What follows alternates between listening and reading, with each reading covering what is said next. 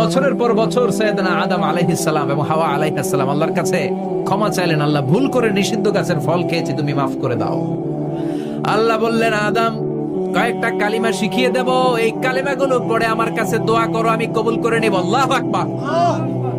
আল্লাহ শিখিয়ে দিলেন আর বললেন, আদম পড়া, রাব্বানা যালামনা আনফুসানা ওয়া ইল্লাম তাগফির লানা ওয়া তারহামনা লানাকুনান্না মিনাল খাসিরিন। ও আল্লাহ, জুলুম করেছি নাফসের উপর, ভুল করেছি, অন্যায় করেছি, আপনি যদি ক্ষমা না করে দেন আমরা শেষ হয়ে যাব, আমরা হালাক হয়ে যাব, ক্ষতিগ্রস্তদের মধ্যে শামিল হয়ে যাব, ঠিক কিনা? আল্লাহ সাইয়েদনা আদম আলাইহিস সালামের তওবা কবুল করলেন। উনার কাজ হচ্ছে তওবা কবুল করা, আমাদের কাজ গুনাহ করা, শয়তানের কাজ ওয়াসওয়াসা দেওয়া, আল্লাহর কাজ খালি মাফ করা। সুবহানাল্লাহ পড়বেন না?